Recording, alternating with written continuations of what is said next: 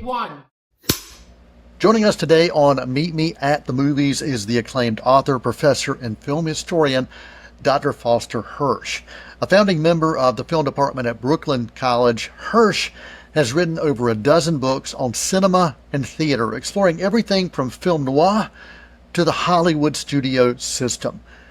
His most recent work, Hollywood and the Movies of the 50s, it unpacks a decade of dramatic change, cultural shifts, and a cinematic spectacle that offers really a fresh insight on one of film history's most fascinating eras. Dr. Hirsch doesn't just write about the movies, he reveals about how they reflect and how they reshape the world around them. I'm Noel T. Manning II, and let's welcome Dr. Foster Hirsch. Dr. Hirsch, and you told me to call you Foster, which I will do. Yes, please do that. Welcome to Meet Me at the Movies. I really appreciate you being here, and thankful that we can make this happen. Good, I'm happy to be here. Good. Well, I would love for you to go back in time. Tell me about some of those first movie memories. Maybe was there a moment that a film or something that you saw or engaged in that sparked that lifelong love of cinema that has followed you for so many years now? Actually, my first vivid film-going experience is from 1950, and a film I absolutely hated. And my mother, who was a big Bette Davis fan, decided to take some neighborhood kids and me, we were just little 7, 8-year-olds, to see All About Eve, because she wanted to see it. She didn't stop to consider that maybe All About Eve was a bit talky or sophisticated for a group of 7-year-old neighborhood kids. But I remember she sat us near the back of the theater and she moved up closer. She wasn't seated with us. And I found the film excruciating. I was so bored. And of course, later on, revisiting the film, I realized it's one of the great Hollywood films, but not for a 7-year-old. If you had talked to me after seeing that movie at a Saturday matinee at the Golden Gate Theater, I remember the theater, I remember where I sat, I would never have imagined that I would have had a life and career devoted to talking about old movies. I hated it. I absolutely hated it. But that's my first vivid, because I can replay the event completely. Wow. And that was not a happy introduction. That was not a happy introduction. I think later that year, my parents took me to see Cinderella, which I liked a lot. That was appropriate to my age. So I'm wondering if Cinderella wasn't the first movie, also that same year, that inspired my lifelong love of the medium. It wasn't All About Eve, I can tell you. Well, there is a book we're going to dive into today, one of your books that is Hollywood and the Movies of the 50s, and so it's appropriate that you would pick out those 50s films that stuck out to you that kind of started this.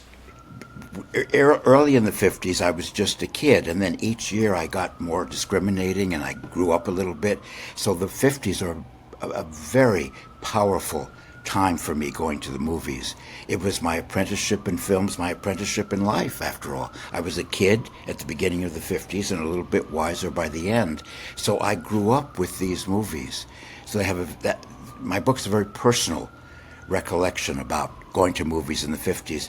And the review that I'm most proud of in the New York Review of Books said that the book, while it's a history and so forth, is primarily a memoir. Yeah. And I think that's true.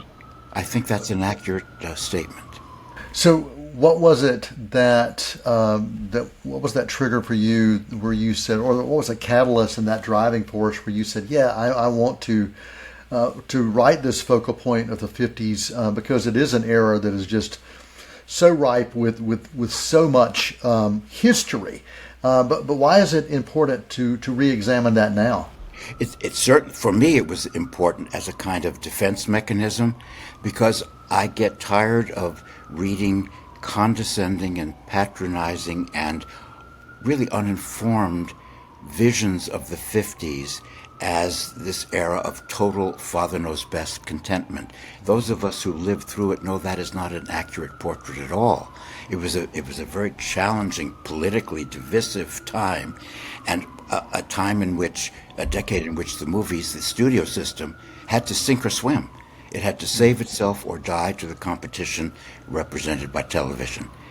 So I think it was an era that needed to be rescued from very cliched and stereotyped and condescending visions. And I feel it could be written only by somebody who was actually there, not by a younger scholar who may know everything about the period from a historical point of Right. view, but wouldn't have the personal and the first person touch that I feel my book has, and that I'm proud of. It's about me going to the movies in the 50s and what I learned, and that I want to share that. But it's very much a personal portrait of a time, and it's a decade I felt needed a little defending, frankly. Yeah, well, you lived it, and I being lived able it. to, yeah, and being able to reflect on that is something that's very personal, as you mentioned. Was there anything as you revisited and explored that past that was such a part of you? Anything that you learned about yourself of this journey of reflection that maybe you did not expect as you were putting this book together, Hollywood and the movies of the 50s? That's a good question. That's a good question. A friend of mine said, uh, uh, when I read your book, I felt you were continually running into yourself. Oh, wow. And that's true. I liked that phrase, and that's true. It was a series of self encounters, as reflected through the experience of going to the movies, and so I trace my evolving interest in movies, I suppose, really with my evolving consciousness. From a kid to somebody who could make discriminating points, and maybe the historian and the critic was born at that time through those experiences. But I felt that I wanted to have a very personal view of the decade, a decade that I guess is my most important decade. It's the decade in which I grew up. It's my formative decade. And it's a Right. decade that's often dismissed, vilified, made a cartoon of. And it was more complex, more interesting, and certainly at the movies, far more worthwhile and artistically valid than it's often given credit for being. But you talk about the complexity of that time period, and you look at the 50s, and you've described it. If I'm accurate here, that the 50s was a time of both collapse and rebirth for Hollywood. Absolutely. I would love for you to break that down and talk about what were those forces that were maybe simultaneously threatening, but also maybe transforming the industry of the Hollywood movie industry. That's a good question. Um, Television was the great, as my subtitle says, the invasion of the ultimate body snatcher. Television, because Right. television took audiences away from theaters. All of a sudden, I remember the day the television arrived at our house, and here was this screen in your living room. It was a profound social change that people who didn't grow up without television have no way of knowing what it was like. We had a new visitor in our house, and it profoundly affected culture and viewing patterns and living patterns. And a lot of people stayed home with this new gadget in their living room and didn't want to go to the movies. A terrific downfall in weekly attendance. The studios had to reinvent themselves or they'd go under. And they did. They reinvented with new technologies, Cinerama, 3D, and CinemaScope. I like all of them. I thought they're all valuable and well used, can be very good filmmaking. They had to reinvent with new content. They had to show audiences, they had to bring audiences into theaters by giving them the kind of entertainment and material they could not get at home for nothing. So it became a very creative time, and it was a time in which creativity was connected to survival. I think it's among the most creative periods in American film history. It was sink or swim. Right.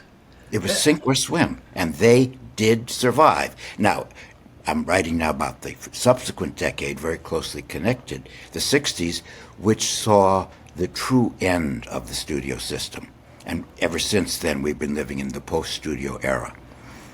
So the 50s and the 60s are interrelated. But the 60s had to be very creative and do some quick dancing, too, to survive, to keep the system going. And the 60s is a far more varied and interesting and politically expansive period. It's not just about left-wing protest at all. That is a very poor description of Hollywood in the 60s.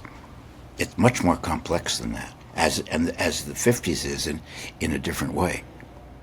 Both those decades were crucial transitional periods between studio era, so-called golden age Hollywood, and the post-studio era, which we've been living in since the early 70s and movies like The Godfather and so forth. And the 70s were called the new Hollywood, a very accurate description, because that was new. It was new, as different from the golden age. The climax of the golden age is the 50s and the 60s. Thinking back to, you had mentioned the 50s of those creative changes, CinemaScope, 3D, those color epics that we attribute to that time period. Which of those do you think stands out the most to you of those memories that you have when you think about those big changes that were designed to draw people back into cinema? Well, the film that saved Hollywood and doesn't get the credit for it is a film on a subject that would never be used now to save the industry, and that's The Robe, which was the first CinemaScope film. It was on a biblical subject based on a novel by Lloyd C. Douglas, a Christian epic, straightforward, religious, and it saved the industry. It was a huge hit. I remember seeing it. I remember where I sat with neighborhood friends at Grauman's Chinese in Hollywood on the aisle about the 8th row. Wow. And when the screen opened up, it was the single most wonderful experience I have ever had as a moviegoer. I loved the film as a kid in 1953. I have revisited it for this book, and it's much better than its reputation.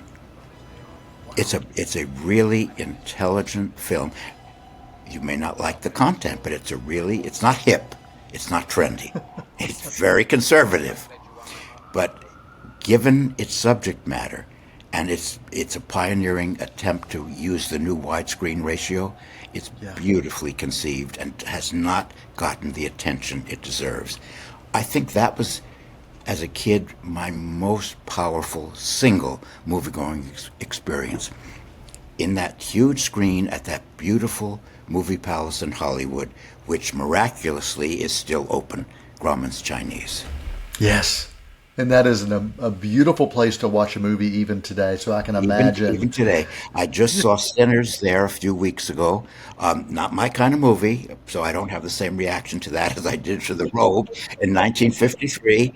But now the theater has a huge IMAX screen and everything is presented on this huge screen. And it's still a fabulous place to see movies. Fabulous.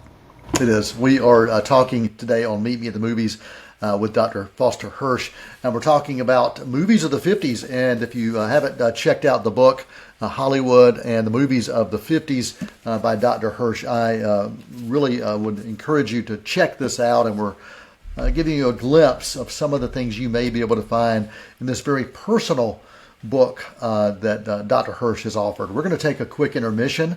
We'll be back with more with Dr. Hirsch right after this break. Won't you come and meet me at the movies? Won't you come and watch a flick? As Cleveland County's premier event facility, LeGrand Center is the ideal location for any event. The LeGrand Center is located 45 minutes west of Charlotte, 45 minutes north of Spartanburg, and just a little over an hour east of Asheville. Whether you're a small business looking for a place for an off-site meeting or a bride looking for that special location for her wedding, LeGrand Center is the perfect place for you.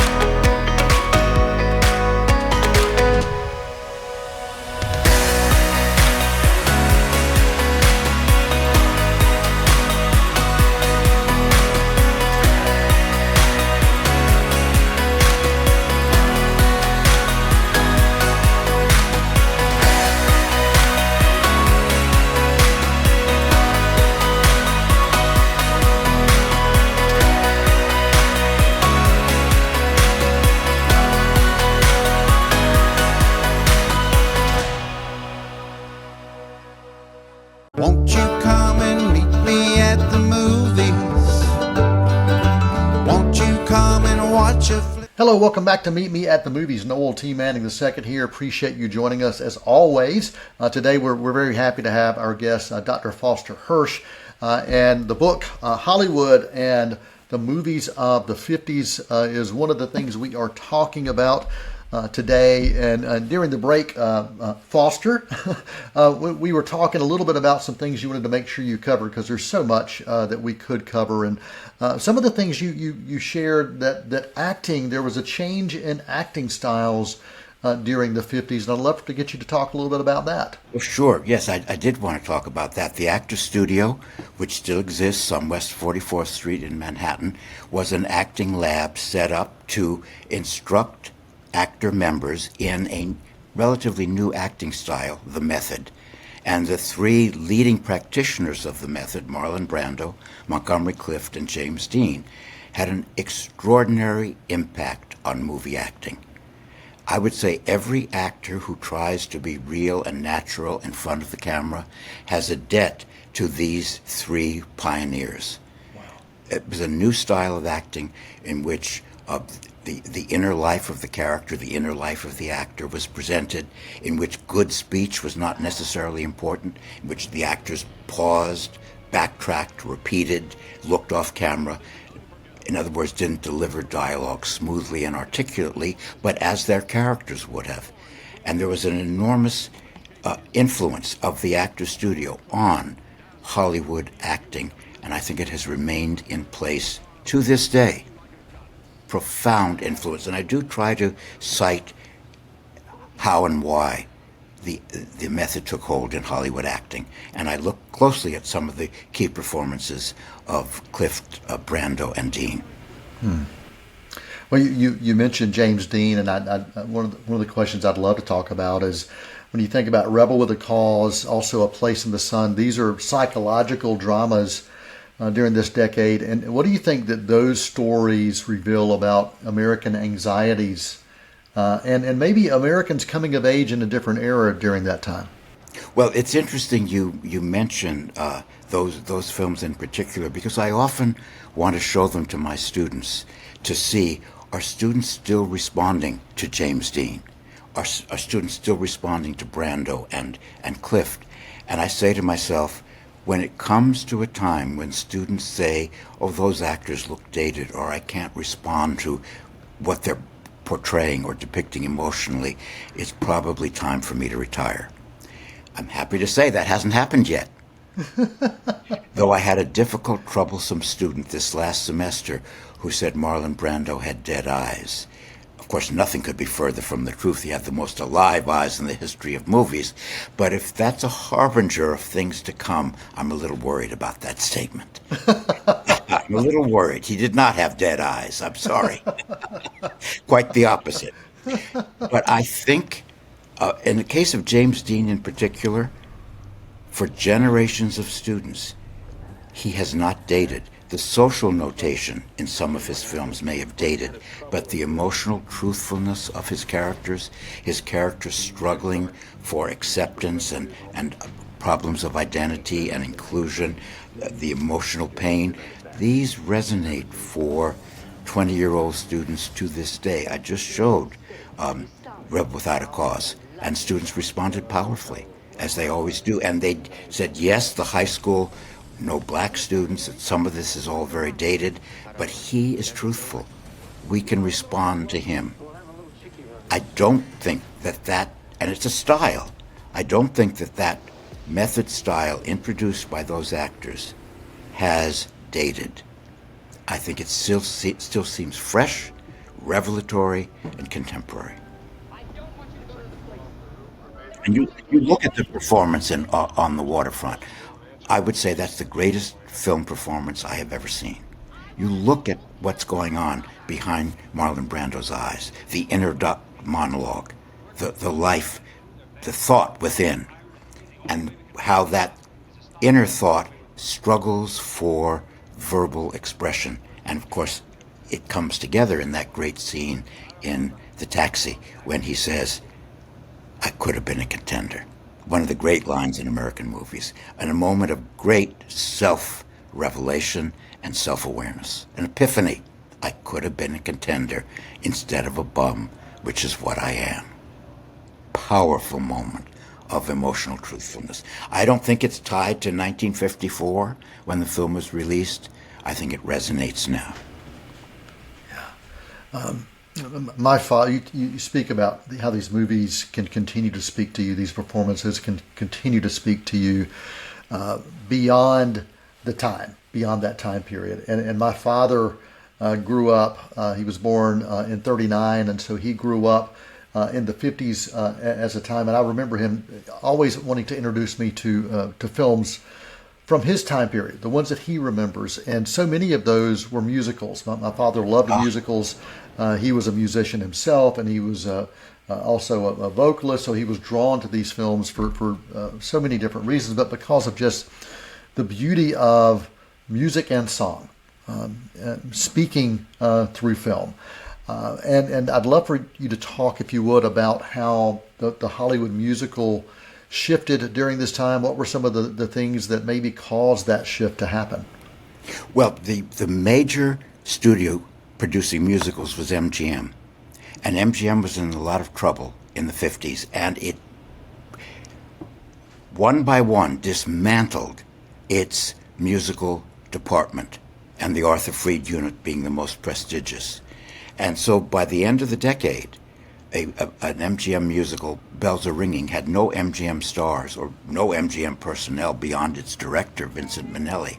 So the mechanism, the studio support for producing original musicals was being dismantled. And so the 50s is really the era of the last original musical. I mean, musicals written and conceived for movies, not adaptations of plays. Now, since that time, of course, and in the 60s a lot, there were very prestigious adaptations of Broadway hits. But Singin' in the Rain, among the greatest, if not the greatest, of all Hollywood musicals, was conceived for the screen. American in Paris, conceived for the screen. Gigi, conceived for the screen. After the 50s, you had many in the 60s, great adaptations. West Side Story, Oliver, My Fair Lady, all of them won the Academy Award. Sound of Music, all won the Academy Award in the so-called hip 60s, this conservative, old-fashioned entertainment. They still loved musicals, but they weren't original musicals. They were adaptations of hits. And to this day, we get the occasional adaptation of a big Broadway hit, and a musical conceived for films is a rarity. Won't say it doesn't exist, but it's a rarity. Yeah. Wow. Well, Dr. Foster Hirsch joining us right here on Meet Me at the Movies. We've only got about 5 minutes left. It goes by so fast. But I want to make sure that if there's anything that I haven't asked you, anything you want to make sure you cover in these last 5 minutes of the show for our audience. Well, there are two sections of the book that I was particularly proud of. One of them was a really complete history of the blacklist and how it affected the industry.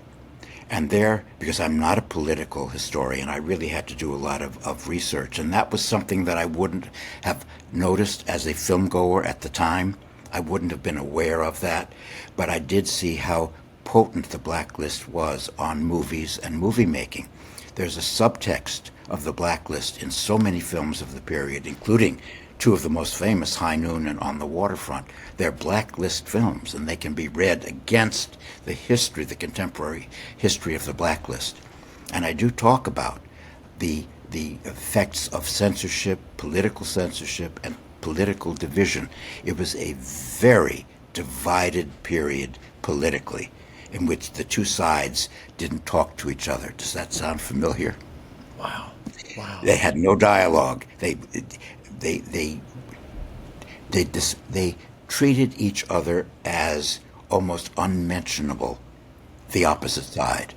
Wow. Sounds a little bit like what's going on today, doesn't it? Yeah. So the 50s is much more connected to the current moment than it's often given credit for, and I think we can see that through the lens of the history and impact of the blacklist on Hollywood, which was devastating. Many careers were lost. It was a very difficult time. And yet one can understand the threat that was felt of communist infiltration, which in many ways was not made up. So I tried to be very fair, and critics have said that my treatment of the blacklist and the politics of the era is, one critic said, unusually open-minded. I was very happy to receive that praise. Noel, I also wanted to talk about two of my favorite genres, which in a sense came to an end in the 50s. The classic era of film noir, which started in the early 40s, but by the end of the 50s came to an end. We still have noir, but it's neo-noir. It's a very different form from the black and white Academy ratio thrillers of the 40s and 50s, many of them among the great films in the Hollywood canon. That comes to an end at the end of the 50s. Also coming to an end, pretty much, is the old-fashioned Hollywood melodrama, the four-handkerchief weepy. I know it's fashionable to downplay these films or make fun of them, but some of these films are great, and as a test case, I urge you, if you don't know it, to look at Imitation of Life, which conveniently appears in 1959, the end of my period, and in my mind is the greatest of all Hollywood melodramas, and more or less the end of a tradition.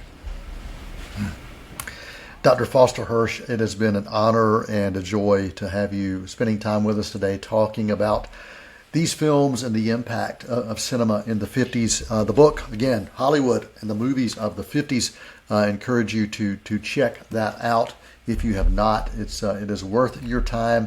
Again, it's a reflection of the time, but it's also a very personal reflection for Foster Hirsch as well. So thanks for your time today. Appreciate you joining us today, Dr. Hirsch.